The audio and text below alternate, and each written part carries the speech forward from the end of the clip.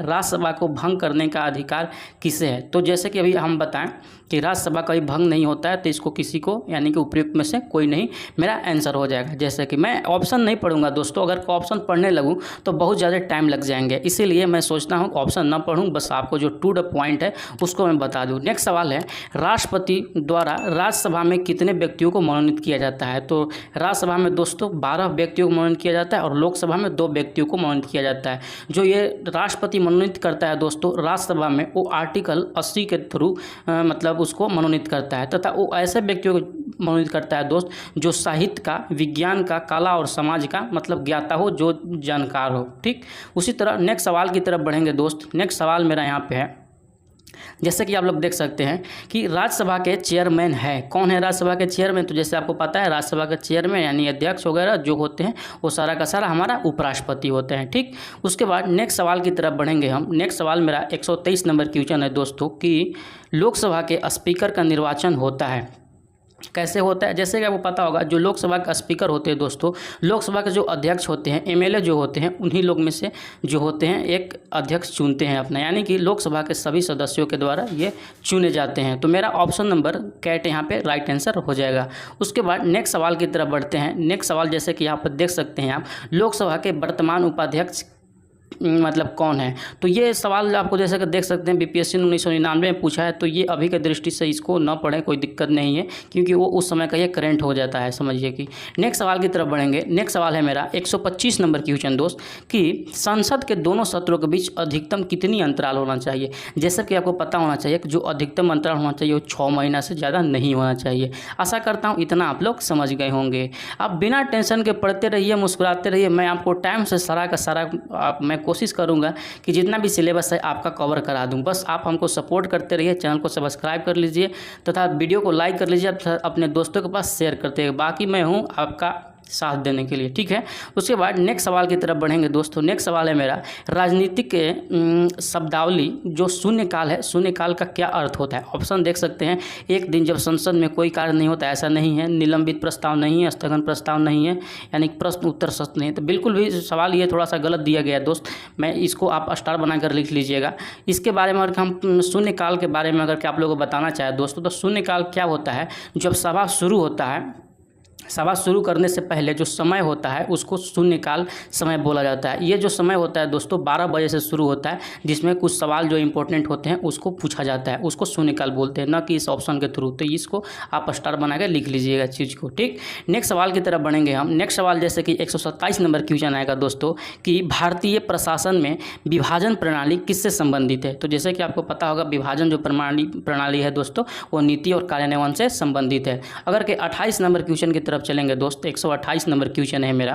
तो जैसे कि इसमें दिया गया है, निम्नलिखित में से कौन सी संसदीय समिति कार्यपालिका को विनियमित बनाने के लिए प्रत्यायोजित शक्ति को संबंधित है?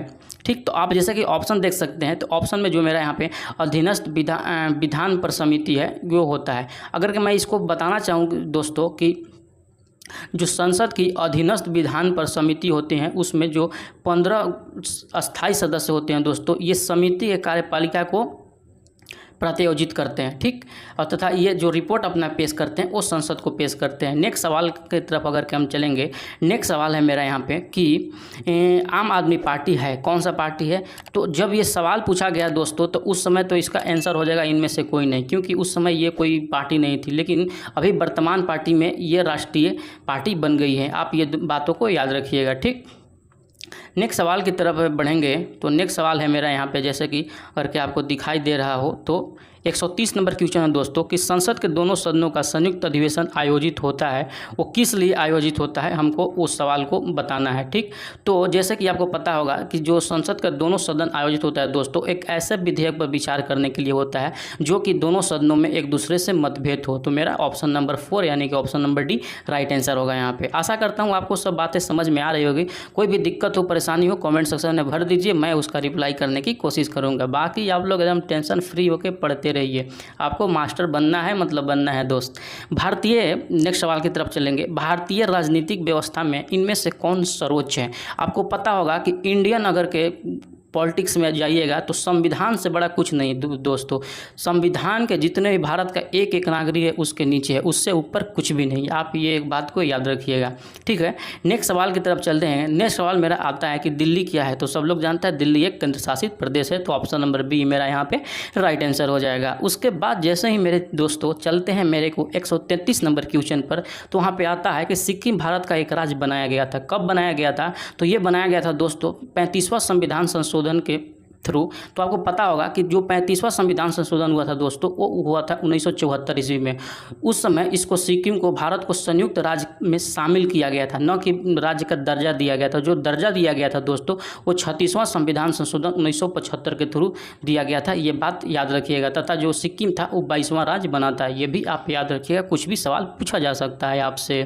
नेक्स्ट सवाल की तरफ बढ़ेंगे कि बिहार को काटकर एक पृथक वनांचल राज्य बनाना संभव है, तो ये कौन बनाता है दोस्तों, तो वो उसके पास जिसके पास ये शक्ति होता है वो होता है संसद। संसद चाहे तो कुछ भी कर सकता है। तो जैसे कि आप ऑप्शन देख सकते हैं, राज्य विधानसभा में पारित कानून बिल्कुल नहीं, राज्यपाल द्वारा अध्यादेश पारित करके बिल्कुल नहीं, संवैधानिक औपचारिकताओं को समाप्त करके बिल्कुल नहीं, इनमें से कोई नहीं। तो मेरा यहाँ पे ऑप्शन नंबर डी हो जाएगा। जैसे कि आपको पता होगा जो बिहार से काट कर बनाने का जो मतलब राइट है वो संसद के पास है, बाकी किसी के पास नहीं है, ठीक। नेक्स्ट सवाल की तरफ बढ़ेंगे दोस्तों। नेक्स्ट सवाल होगा मेरा, संविधान समीक्षा आयोग जिसे फरवरी 2000 में गठित किया गया था उसके अध्यक्ष कौन थे, तो उसके अध्यक्ष जो थे दोस्तों एम.एन. वेंकट चलैया थे, ठीक। आप इसको याद रखिएगा। नेक्स्ट सवाल की तरफ चलेंगे।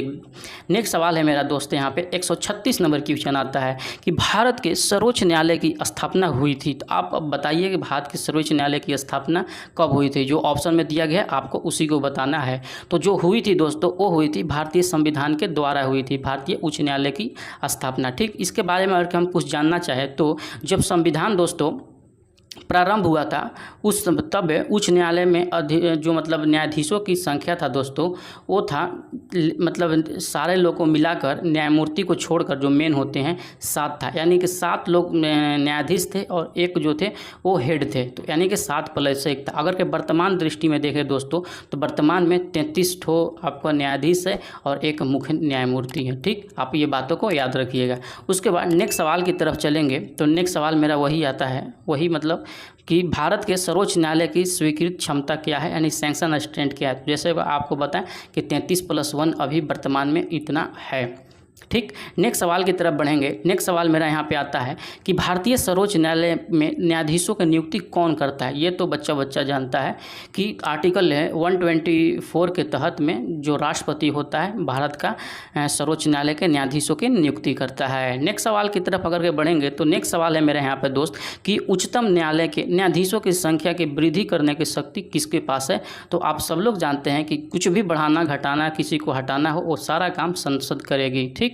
नेक्स्ट सवाल की तरफ बढ़ेंगे। नेक्स्ट सवाल है मेरा दोस्त यहाँ पे सर्वोच्च न्यायालय के न्यायाधीशों की सेवानिवृत्ति की उम्र कितना है। तो ये सब लोग जानते हैं कि कितना है, तो वो है 65 वर्ष तक। आप लोग याद रखिएगा सर्वोच्च न्यायालय के, ठीक। नेक्स्ट सवाल की तरफ चलेंगे दोस्तों। नेक्स्ट सवाल मेरा 141 नंबर सवाल यहाँ पर जैसे कि आप लोग देख सकते हैं आता है कि सर्वोच्च न्यायालय का न्यायाधीश अपने पद से त्यागपत्र किसको लेकर देते हैं।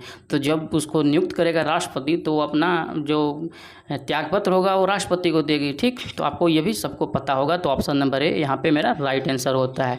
उसी तरह अगर के नेक्स्ट सवाल की तरफ बढ़ेंगे दोस्त मेरा, तो नेक्स्ट सवाल मेरा आता है कि न्यायिक पुनर्विलोकन का क्या अर्थ होता है सर्वोच्च न्यायालय में। जो न्यायिक पुनर्विलोकन होता है दोस्तों उसका क्या मतलब होता है। उसका यही मतलब होता है कि किसी भी राज्य का जो कानून को वो अवैध घोषित कर सकता है। कोई भी जैसे राज्य अगर के कोई कानून लागू कर सकता है तो अगर उस सर्वोच्च न्यायालय चाहे तो आपका न्यायिक पुनर्विलोकन के पावर का यूज करके उसको अवैध घोषित कर सकता है। आशा करता हूँ इतना समझ गए होंगे।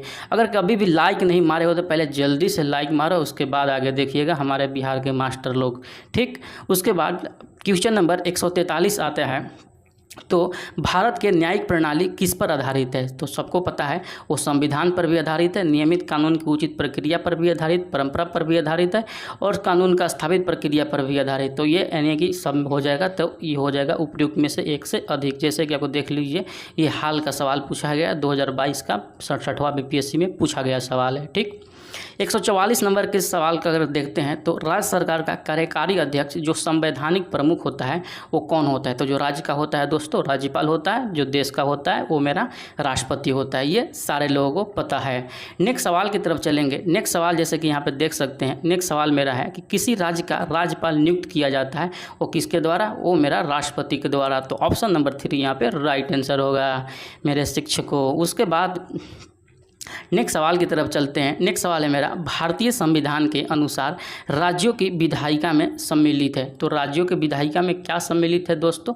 तो वो सम्मिलित है, जैसे कि आपको पता होगा, राज्यपाल, विधानसभा, विधान परिषद। तो ये पूरा का पूरा विधायिका बनाता है। तो यानी कि ऑप्शन नंबर मेरा 4 यहाँ पे राइट आंसर होगा। जैसे कि ऑप्शन नंबर 4 यहाँ पे देख सकते हैं, ऑप्शन नंबर डी मेरा राइट आंसर हो जाए। ठीक, उसके बाद नेक्स्ट सवाल की तरफ अगर के हम बढ़ेंगे तो नेक्स्ट सवाल है मेरा यहाँ पे, जैसे कि आप देख सकते हैं कि जो उत्तर प्रदेश के राज्यपाल ने विधानसभा के सत्र के आयोजन के लिए इसके अध्यक्ष को निर्देश किया, ऐसा करने में वो उन अधिकारों का उपयोग कर रहे हैं जो उनके पद में निहित है। यानी कि जो राज्यपाल है वो विधानसभा के सत्र को आयोजित करने के लिए अध्यक्ष को निर्देश देता है। ये कौन सा आर्टिकल में है? तो आर्टिकल मेरा 175 के सेकंड में है, याद रखिएगा। नेक्स्ट सवाल की तरफ बढ़ेंगे दोस्तों। नेक्स्ट सवाल मेरा है 148 नंबर क्वेश्चन, यहाँ पे देखेंगे 148 क्वेश्चन क्या है कि भारत में राज्य विधान पालिकाओं का उच्च सदन कौन सा होता है? तो राज्य में जो होता है दोस्तों, जैसे होता है एक विधानसभा, एक विधान परिषद। तो जो विधान परिषद होता है उसको हम उच्च सदन बोलते हैं, यानी कि विधान पालिका परिषद। ये आप लोग याद रखिएगा। ठीक, नेक्स्ट सवाल की तरफ बढ़ेंगे तो नेक्स्ट सवाल मेरा यहाँ पे है, ये सारा का सारा क्वेश्चन दोस्तों इतना इंपॉर्टेंट है, जैसा कि देख सकते हैं बीपीएससी 2022 में पूछा गया। मतलब टोटल का टोटल एक भी ऐसा नहीं क्वेश्चन है जो कि बहुत बार रिपीट नहीं किया गया। ये तो एक बार दिया गया है क्योंकि इससे पहले भी बहुत बार ये सब सवाल पूछा जा चुका है। ठीक, तो जैसा कि 149 नंबर सवाल देखते हैं कि राज्य विधान परिषद के सदस्य निम्नलिखित में से किस श्रेणी के नहीं चुने जाते हैं? तो जो बिजनेसमैन होते हैं दोस्तों उनको नहीं चुना जाता है। तो ऑप्शन नंबर डी यहाँ पे मेरा राइट आंसर हो जाएगा। 150 नंबर सवाल की तरफ अगर के हम लोग चलें तो 150 नंबर सवाल है दोस्तों, किसी राज्य के विधान परिषद की संरचना अथवा विघटन किया जा सकता है? किसके द्वारा किया जा सकता है दोस्तों? तो वो केंद्रीय संसद के द्वारा किया जा सकता है। ठीक, नेक्स्ट सवाल की तरफ बढ़ेंगे। 151 नंबर मेरा सवाल यहाँ पे आता है कि कहाँ पे विधान परिषद है, किस राज्यों में विधान परिषद है? तो अगर ऑप्शन में देखें तो ऑप्शन में बिहार मेरा राइट आंसर होगा, यानी ऑप्शन नंबर डी। जैसे कि आपको पता होगा कि जो विधान परिषद है दोस्तों 6 राज्यों में है। कौन कौन राज्यों में है? बिहार में, महाराष्ट्र में, कर्नाटक में और उत्तर प्रदेश में, आंध्र प्रदेश में और तेलंगाना में।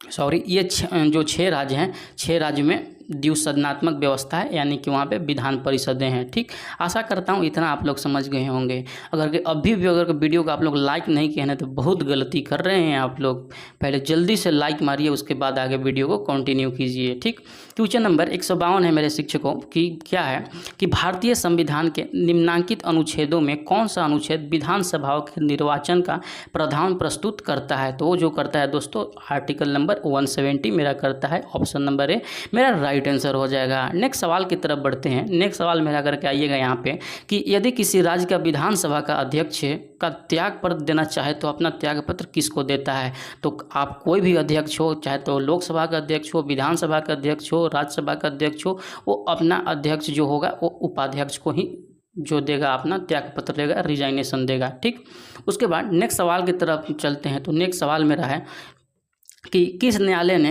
यह फैसला दिया कि एक ही बार में 3 बार तलाक बोलने से यह गैरकानूनी है, उसका तलाक नहीं होगा? तो ये इलाहाबाद उच्च न्यायालय ने बोला था। तत्कालिक सवाल है ये, ज़्यादा इस पर सोचने की बात नहीं है। ठीक, नेक्स्ट सवाल की तरफ चलते हैं। नेक्स्ट सवाल मेरा है कि निम्नलिखित उच्च न्यायालयों में से एक से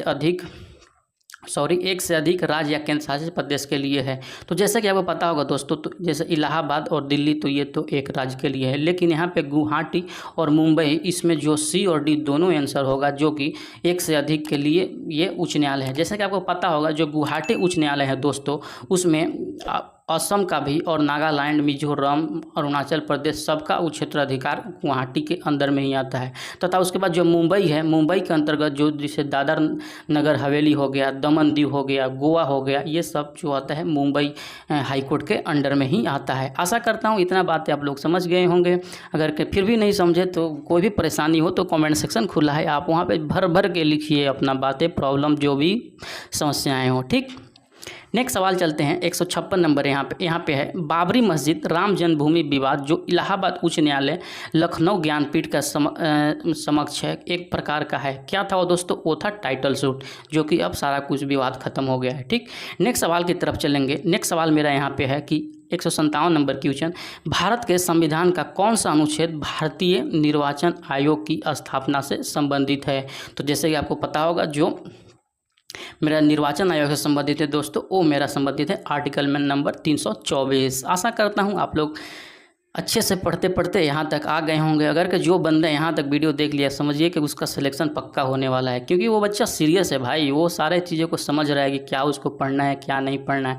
नहीं तो बहुत सारे बच्चे होते हैं, इसका थंबनेल देखे, इसका थंबनेल देखे, इसको टच किया और एक मिनट देखकर उसको निकल गए, ना इसका वीडियो देखेगा ना उसका वीडियो देखिएगा, तो उसमें प्रॉब्लम है। कोई भी टीचर का आप लीजिए वीडियो, तो उसको कम से कम आप देखिए कि वो चीज़ में क्या मैटर है। अगर अच्छा उसमें कंटेंट मिल रहा है तो बिल्कुल वो वीडियो को पूरा देखें, जैसे कि मेरा कंटेंट ही देख लीजिए, लास्ट तक जरूर देखें, क्योंकि ये सब मैं अपना से कुछ नहीं बता रहा हूँ, ये सारा का सारा बीपीएससी ने बार सवाल पूछा गया है। तो मोस्ट प्रोबेबली चांसेस हैं कि आपका जो शिक्षक बहाली होने वाला है मित्रों, उसमें ये सब सवाल देखने को मिल सकते हैं। नेक्स्ट सवाल की तरफ अगर के चलेंगे दोस्तों, नेक्स्ट सवाल मेरा यहाँ पे है 158 के बाद 158 नंबर क्वेश्चन हम लोगों ने नहीं देखे अभी, तो 158 नंबर क्वेश्चन है दोस्त मेरा यहाँ पे कि भारतीय संविधान का कौन सा अनुच्छेद संवैधानिक प्रावधानों की संघीय संसद या राज्य विधान पालिकाओं द्वारा बनाए गए नियमों कानून पर प्राथमिक प्रदान करता है? तो वो जो करता है आर्टिकल नंबर 13 करता है। आप लोग ये बातों को याद रखिएगा। ठीक, नेक्स्ट सवाल की तरफ चलेंगे। तो नेक्स्ट सवाल क्या है मेरा कि निम्नलिखित में से कौन सा विषय समवर्ती सूची के अंतर्गत आता है? तो जैसा कि पता होगा, शिक्षा जो आता है मेरा समवर्ती सूची में आता है।